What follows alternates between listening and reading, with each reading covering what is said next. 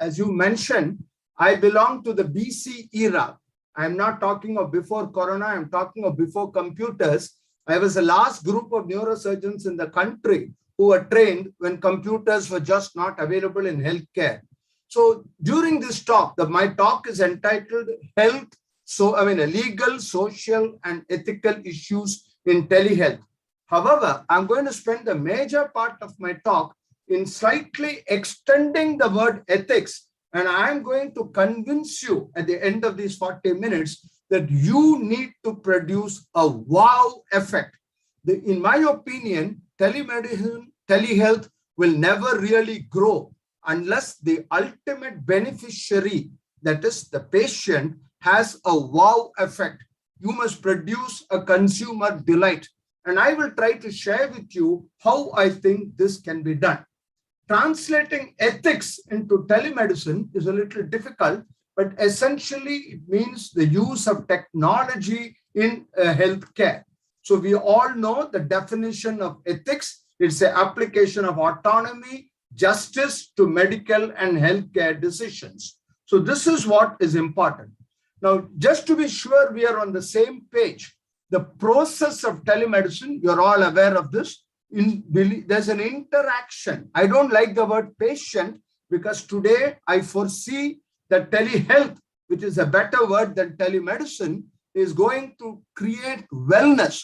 We are going to use technology to keep people healthy. In other words, you and I are going to see people before they become sick and ensure they continue to be healthy. So the beneficiary, and telemedicine is not going to be restricted to doctors, is going to be used by a nursing assistant, physician assistant, by a pharmacist, and so on and so forth. So let us call him the healthcare provider.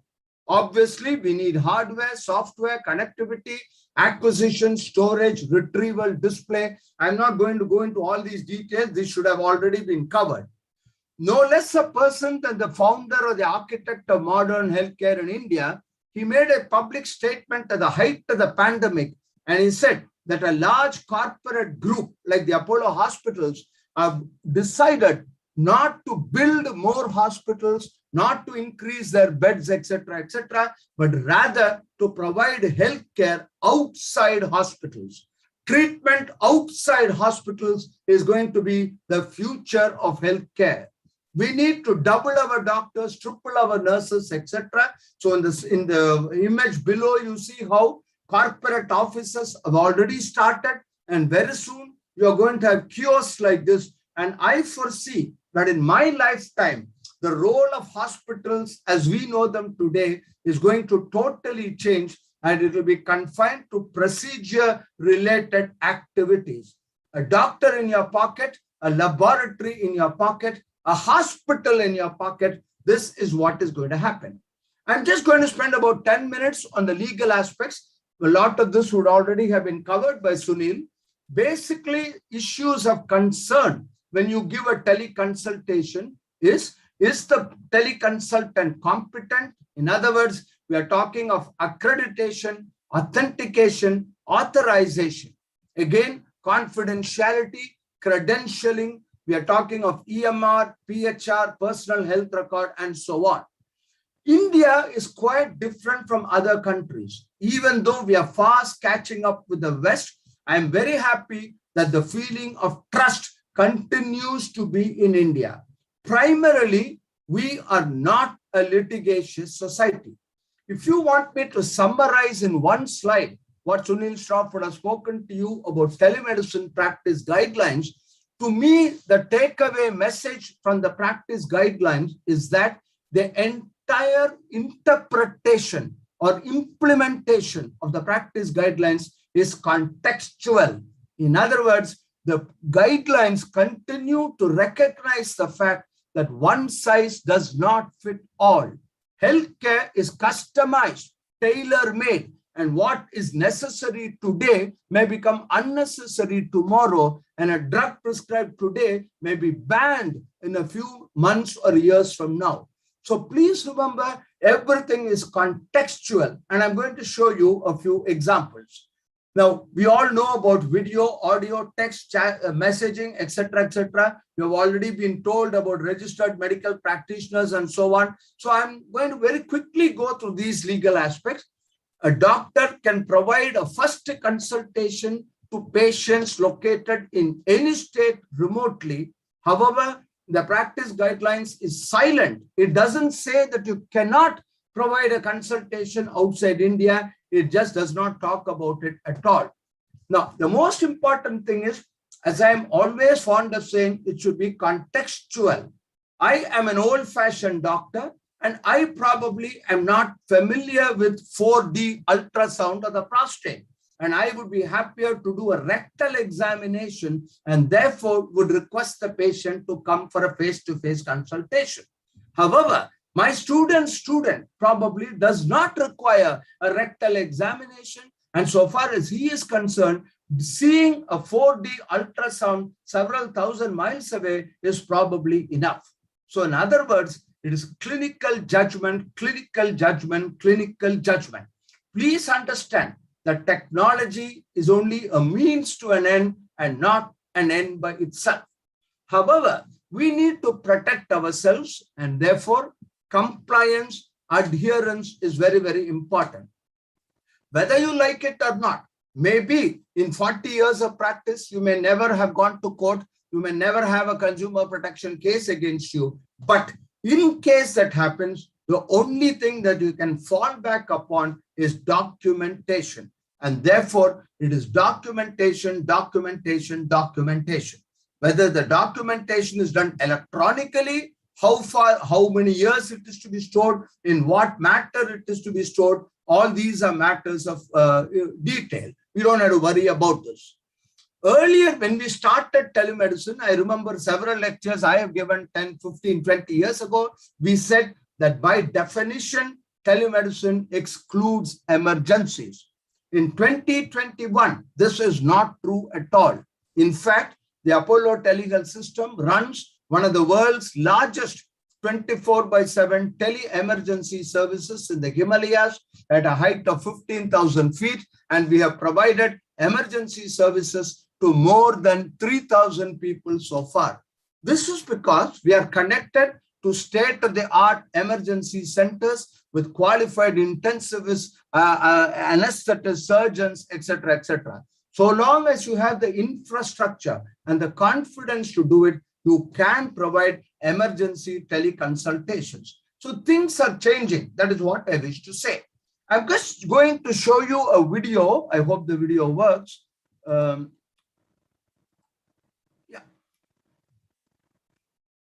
Now, this is just to demonstrate.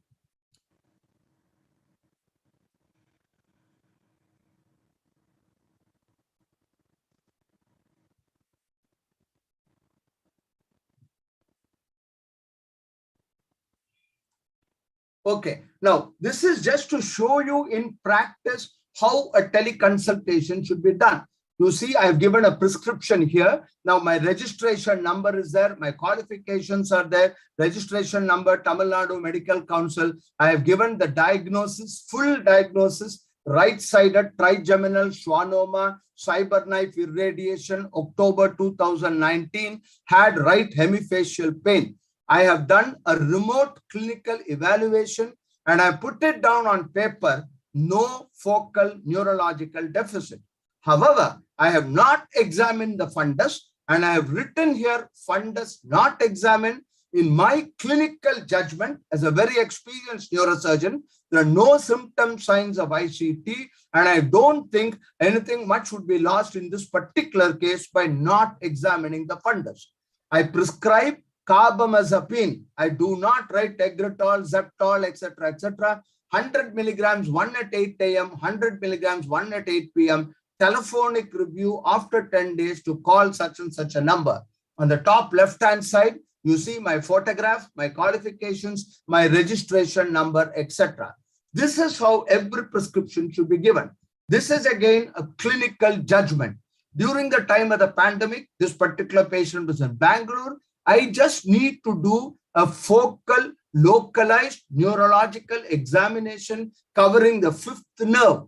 I'm even able to examine touch sensation, pain sensation without a paramedic. I'm asking this young daughter, this very young girl, to take a cotton and a pin and just to touch V1, V2, V3, etc., etc. So in other words, a detailed neurological examination can be done. I think Saroj Mishra mentioned in passing about the Digital Information Security in Healthcare Act.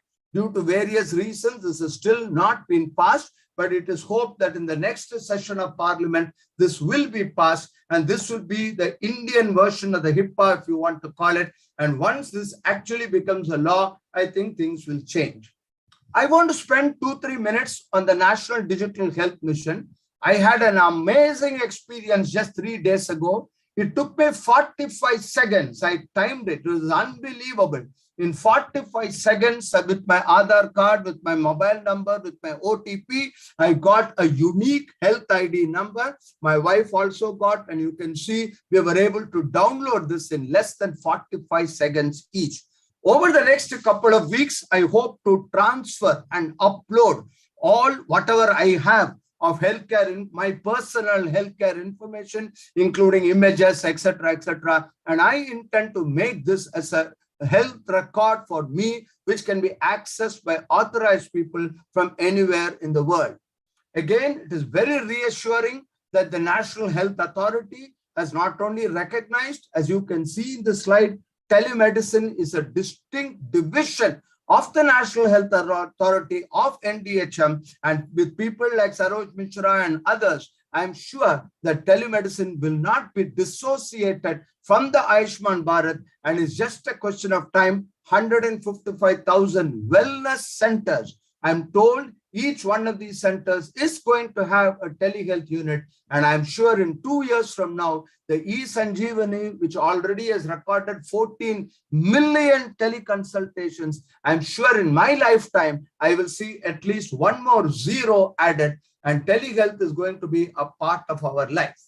The next couple of minutes, I'm going to talk about social benefits of telehealth. About 7 years ago, I started a project with the M.S. Swaminathan Research Foundation. Most of you would have heard of Professor M.S. Swaminathan. At 92, he's one of the world's most distinguished agriculturists. He created the food revolution in India, and he runs a fantastic NGO. So for the last 5 years, of course, we had to stop this when the COVID came. We have still not been able to resume it.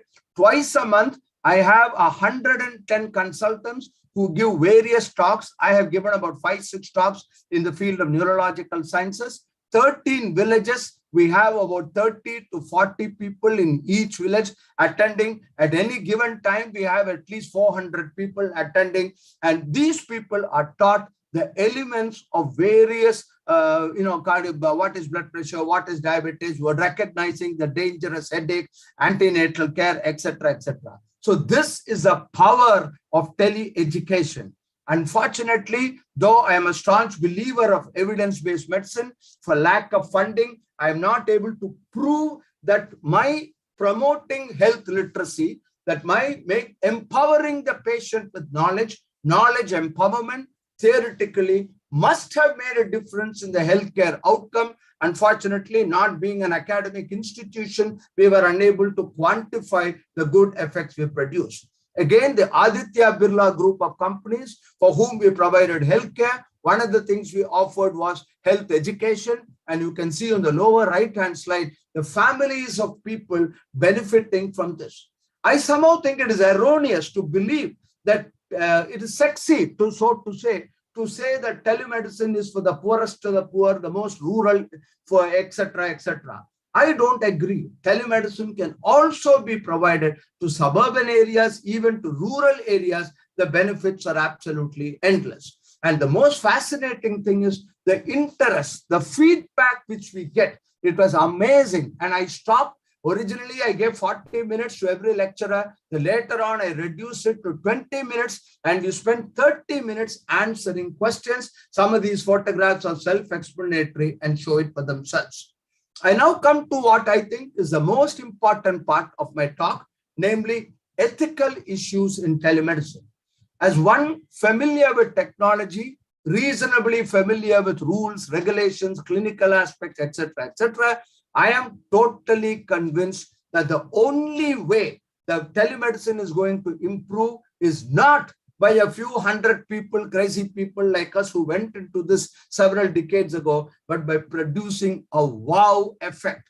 I dream of the day when the MLA for his election does not promise laptops as they are doing now, does not promise all sorts of other things, mobile phones as they're doing now, but says that if you elect me, I will ensure there is a telemedicine unit in every single primary health center or community hospital or district hospital, etc. The PubMed publications show a phenomenal rise in the number of papers published on ethics and telemedicine. The last 2 years, you can see more papers have been published than have been published in the last 2 decades. And it was very nice to see papers published from SGPGI as well. The human challenge of telemedicine, you can see all over the world, people are now recognizing that it is a human being at the end who's much more important than technology. Ethics in health, towards an ethics, the number of papers published are absolutely amazing. Now, I want to spend a few minutes on the clinical use of telemedicine. Remember never to get overawed by rules and regulations.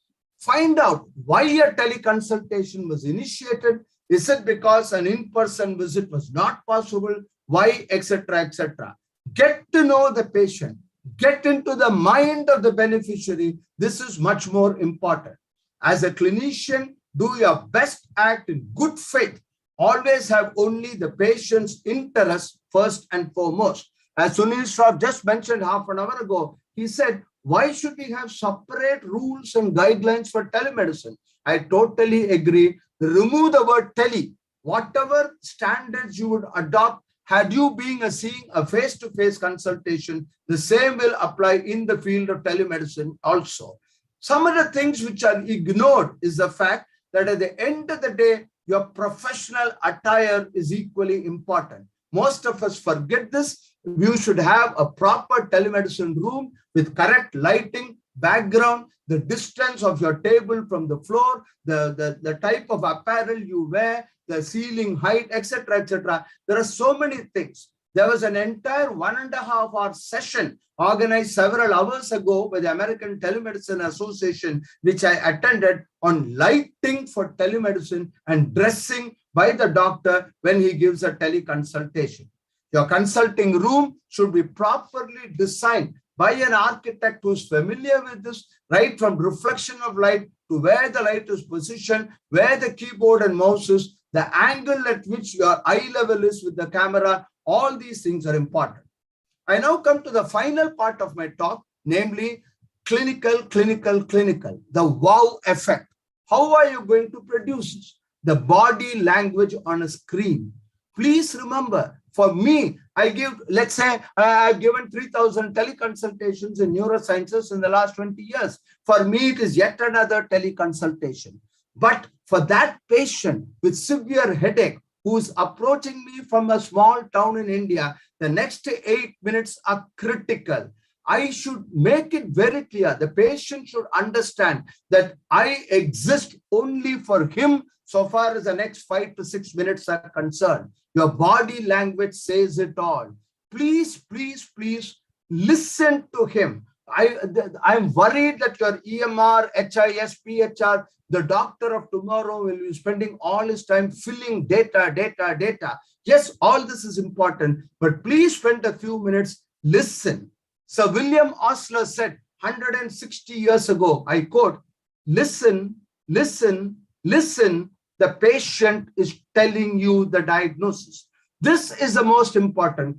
5G, your bandwidth, your 100 Mbps bandwidth, 5G having a screen resolution of 1024 into 1024, all this can have a slight effect. But what is more important is understanding that each patient is a universe of one.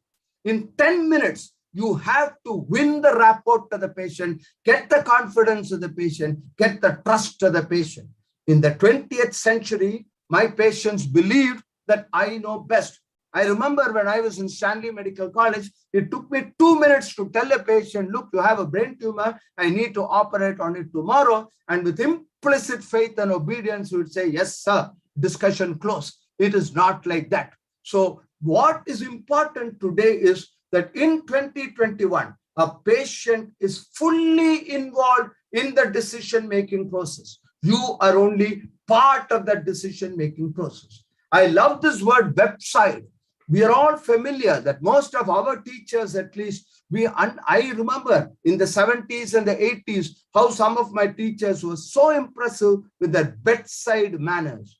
Today, bedside has been replaced by website. It is absolutely essential that if you want to deliver high quality primary care telemedicine for all, you need to have good website manners. Healthcare is something very personal. How do you expect a beneficiary at the opposite end who doesn't even see you directly if you don't introduce yourself, if you don't make eye contact, or if you don't tell them what you're going to do and why? How do you expect them to have a diploma in telehealth technology? Even doctors, even the so-called educated people, most of them do not know the intricacies of telemedicine. Spend a minute or two explaining to them what exactly you're going to do in the next couple of minutes.